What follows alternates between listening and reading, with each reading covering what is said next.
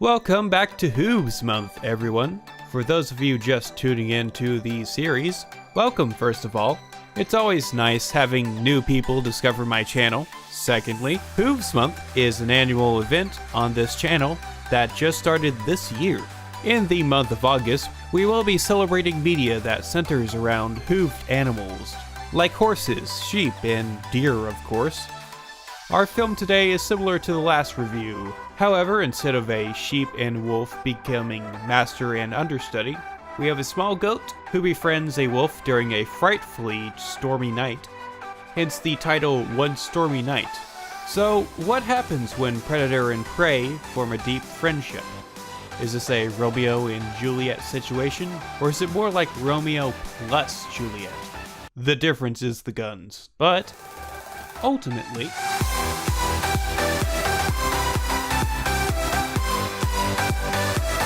One Stormy Night, also known as Arashi no Yoru ni, is a 2005 film based on a children's book of the same name, released back in 1994. That's another similarity that this film shares with Chirin, but outside of that, there are completely different stories that go in very different directions. By the way, this was produced by Studio TAC, who also made the Beautiful Joe and Street Fighter Alpha anime adaptations, as well as some other probably well-known series like Grenadier and Those Who Hunt Elves. Now this might be a late warning, but I could not readily find any dubbed or non-subtitled Japanese versions of this film, so bear with me and don't pay too much attention to the subtitles. I might even censor any dialogue that's too spoilery. So, let's talk about our odd couple, Mei, a small mountain goat, and Gabu, a grimy on the outside but soft on the inside wolf. Mei is optimistic and warm, but almost naive at times, while Gabu is a tad goofy and tries to act tough when he's honestly more of an ostracized screw-up, overcompensating for his lack of, wolfiness, I guess. It's pretty charming seeing how deep their relationship is and how willing they are to die for each other. And while that does sound morbid, they do honestly take each other's survival that seriously. I mean, you don't want your friends to die, do you? Surprisingly, there's plenty of romantic and homoerotic undertones as well. Sometimes they're overtones, like when Gabu is absolutely drooling over some goat ass.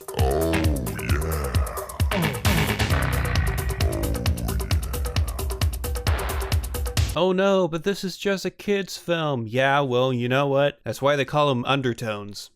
The visuals for this animated movie are very well done, even if the inclusion of CGI with 2D art looks a little bit dated by today's standards. The backgrounds and overall design of the environment is absolutely gorgeous, and the character design, while strikingly different in some ways, is done in a way that makes them pop right out of the background.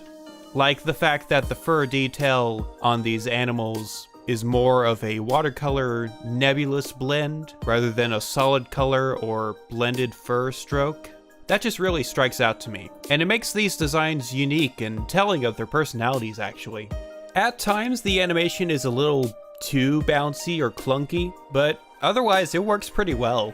And while the sound design is pretty okay, some of the sound effects they used are kind of jarringly cartoonish, especially in otherwise more serious moments.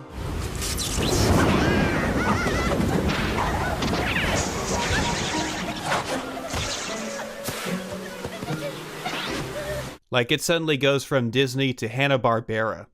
Now, the story itself is fine, and I can always appreciate a movie with the moral of looking past outside features and forming a bond regardless of natural instinct or biological standards, I guess you would call it. And it has a very calm and peaceful pacing to it, kind of like how peaceful Mei and Gabu are towards each other, even as they casually joke about one of them eating the other for lunch. But narrative-wise, it feels like there are some things put in there more for convenience than good storytelling. There are also times where I feel like the movie could have ended or resolved, like right then and there. Without going into spoilers, I found myself at the hour and a half mark, I would say, thinking, oh, well, this is pretty much over. Pretty good way to wrap up the film right here, and then no. I realized there was still a good 10 minutes left until the credits. And the scene right before the end, that acts as sort of a final confrontation between Mei and Gabu, that was just really clunky and poorly written, honestly.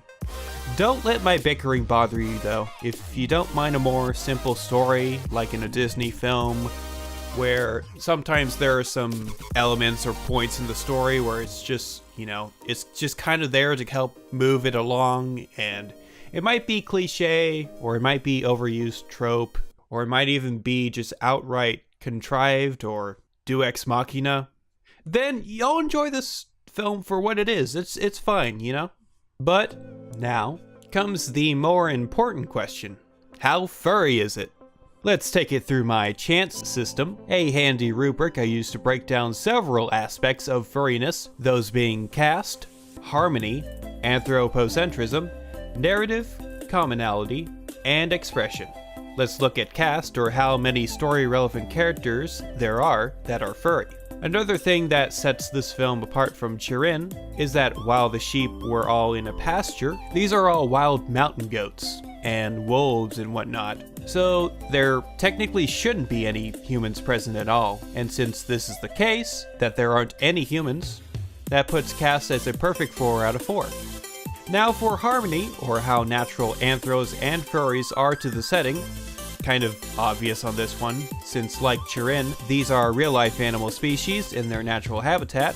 You might find it odd to see some species in particular in the background, but I'm assuming this forest and mountain range environment area is based on Japanese biodiversity and geography, and not necessarily the European or even North American kind, if you catch my drift. As these furries are unremarkable to their setting, we have another 4 out of 4. Moving on to anthropocentrism, or how close these furries are to being human. Stormy Night, Arashi, however you want to call it, is a bit more anime-ish in its design and animation, and by that I mean it's more anthropomorphic as well. Animals will downright walk around on 2 legs like people do, and do more human-like movements, mannerisms, gesticulations, and other words that mean the same thing. I think those are called synonyms. Even though they're all still quadrupeds, the more exaggerated mannerisms they display put this as a 2 out of 4. As for narrative, or how key these furries' animal nature is to the narrative, the main struggle is solely based around the fact that you have 2 4-legged animals, predator and prey, becoming friends against all odds. Possibly even male lovers if you interpret the undertones as overtones. And similar to Romeo and Juliet stories, both the goat and the wolf community / clans pretty much assume this relationship is no good, that one of them is using the other for their own advantage, and then tries to counter that with their own taking advantage of that situation. Without going into too much detail, that kind of fails. Overall, this is a 4 out of 4 in terms of narrative. And next, we have commonality, or how prevalent furries are outside of the main cast.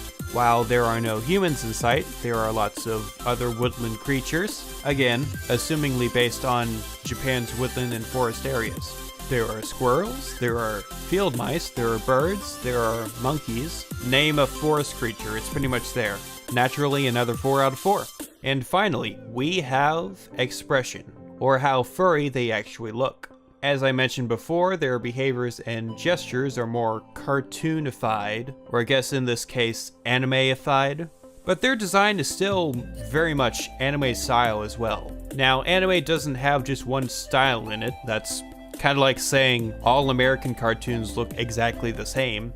But the eyes and the facial features, like in Chirin, are exaggerated for artistic purposes.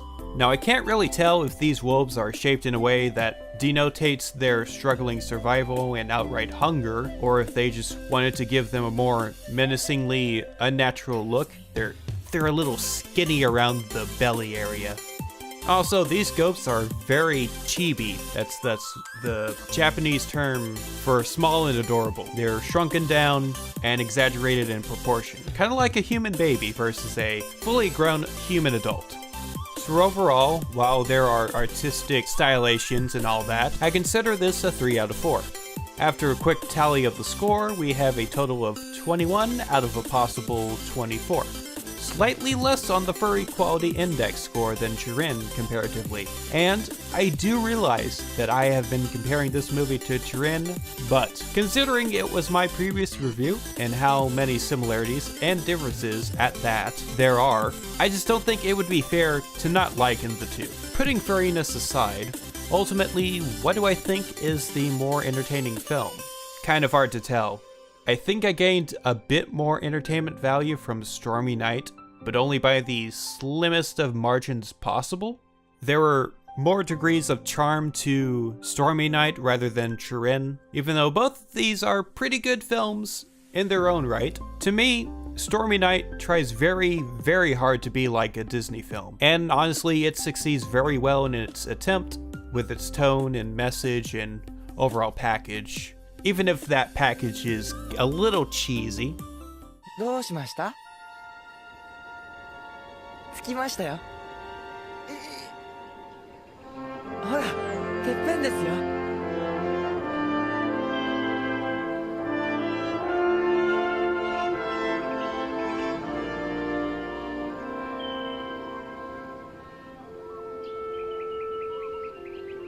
あ、ほら、ふかふか谷も見えますよ。本当だ。おいらよくあそこに餌を。え？餌？いや、おいらあんなとこに餌なんて食べに行きやしないっす。本当に？もちろんでやんす。おいらヤギの肉なんて一度も食べたことないっすから。One last thing to note, One Stormy Night has not been released to the US at all, so you're either gonna have to find this subtitled or without subtitles if you already know Japanese, but I'll go ahead and put a link to the subtitled version in the description. With that out of the way, this has been Gregor, do I look tasty to you, reindeer, with How Furry Is It? Stick around for more anthro analysis and antler antics.